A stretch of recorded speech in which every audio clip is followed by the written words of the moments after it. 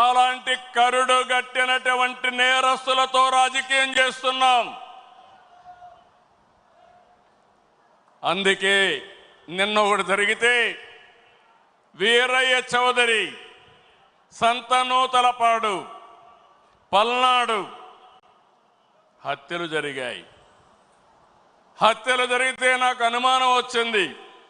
ఇప్పుడు నేను ఎవరిని నమ్మడం లేదు. ప్రతి ఒక్క విషయాన్ని కూడా సందేహం పెట్టుకొని మనసులో వేరే విధంగా నేను ఆలోచించి ఎవరు చేశారని ఆలోచించే పరిస్థితికి వచ్చాను. చేస్తే కొంతమంది మన దగ్గరుండి వాళ్లకు కోవర్ట్లుగా పనిచేస్తూ వాళ్ళ ప్రోత్సాహంతో ఇష్టానుసారం హత్యా రాజకీయాలు చేస్తున్నారు. మన చేతితో మన వేలుతో మన కన్ను పొడుచుకొని తద్వారా రెండు పనులు, ఇది తెలుగుదేశం పార్టీ వాళ్ళు వీళ్ళనే చంపుకుంటున్నారు అని చెడ్డ పేరు తేవడం, వాళ్ళ టార్గెట్ని సులభంగా ఎలిమినేట్ చేయడం, ఇది నేరస్తులు చేసే కనికట్టు మాయ.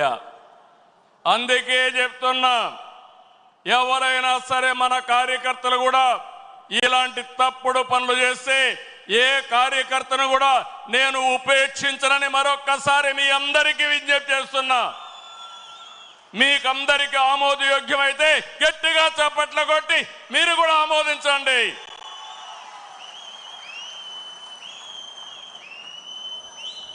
నేరస్తులు కబద్దార్, నా దగ్గర మీ ఆటలు సాగనివ్వను.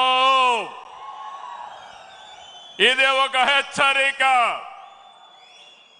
కోవర్ట్లు మన దగ్గరికి పంపించి ఆ కోవర్ట్ల ద్వారా మీ అజెండా నెరవేర్చుకోవాలనుకుంటే ఇది మీకు సాధ్యం కాదు.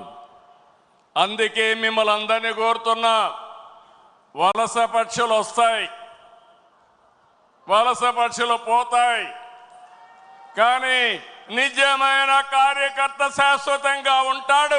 ఆ విషయం మనందరం గుర్తుపెట్టుకోవాల్సిన అవసరం ఉంది. పార్టీ బలోపేతం కావాలి. అదే సమయంలో కోవర్ట్ల పట్ల జాగ్రత్తగా ఉండవలసిన బాధ్యత మనందరిపైన ఉంది. ఇది నేను కార్యకర్తలందరికీ విజ్ఞప్తి చేస్తున్నా. ఈరోజు ఎక్కడికక్కడ మనం అందరం కూడా ఆలోచించుకుని రాబోయే రోజుల్లో ఇంకా పగడ్బందీగా కార్యక్రమాలు చేపడతామని మీకు తెలియజేస్తూ, అదే సమయంలో ఎన్టీఆర్ మెమోరియల్ ట్రస్ట్ ద్వారా న్యూట్రిఫుల్ యాప్ పెట్టాం, బ్లడ్ డొనేషన్ క్యాంపులు పెట్టాం. ఇవి కూడా మీరు సద్వినియోగం చేసుకోండి. అదే మరిగా ఈరోజు 5 లక్షల రూపాయలు ఇన్సూరెన్స్ ఇస్తున్నాం. ఇంకో పక్కన ఆరోగ్య విషయంలో కానీ, విద్య పిల్లల చదువు విషయంలో కానీ జాగ్రత్తలు తీసుకుంటున్నాం.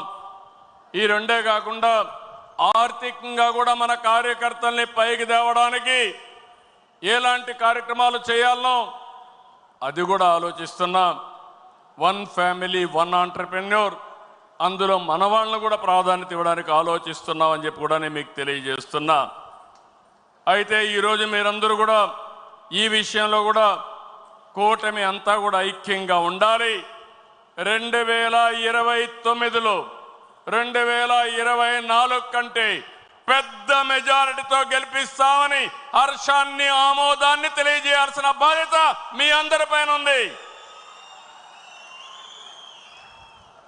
అదే సమయంలో పేదల సేవలో సోషల్ రీఇంజనీరింగ్, ఈరోజు ఈ రాష్ట్రంలో సంక్షేమ కార్యక్రమాలకు ఆద్యుడు మన నాయకుడు ఎన్టీ రామారావు గారు. ఆ తర్వాత సంక్షేమ కార్యక్రమాల్ని ముందుకు తీసుకుపోయిన పార్టీ తెలుగుదేశం పార్టీ. ఇంకో పక్క మీరు చూస్తే వెనుకబడిన వర్గాలు ఎప్పుడు కూడా తెలుగుదేశం పార్టీకి కంచు కోట, వెన్నెముక. ఏ సందర్భంలో కూడా ఏ వ్యక్తి కూడా వెనుకబడిన వర్గాలను మర్చిపోవడానికి వీలు లేదు. అందుకే మొన్న ఎలక్షన్లో ఒక పని చేశాం, సోషల్ రీఇంజనీరింగ్ చేశాం. అన్ని కులాలకు సముచితమైన స్థానం ఇవ్వాలని, వెనుకబడిన వర్గాలకు పెద్దపీట వేయాలని మనం ముందుకు పోయాం. దీని ఫలితాలు కూడా బ్రహ్మాండంగా వచ్చాయి. నేను పార్టీలో కూడా మిమ్మల్ని అందరినీ ఒకటే కోరుతున్నాను. జనాభా దామాషా ప్రకారం అన్ని కులాలకు అన్ని మతాలకు అందరికీ గౌరవం ఇచ్చే పరిస్థితి రావాలి. దీనివల్ల ప్రజల్లో విశ్వాసం పెరుగుతుంది, పార్టీకి లాభం వస్తుంది, భవిష్యత్తుకు కూడా ఎన్నికల్లో గెలవడం కూడా ఈజీ అవుతుందని చెప్పి కూడా నేను మీకు తెలియజేస్తున్నాను.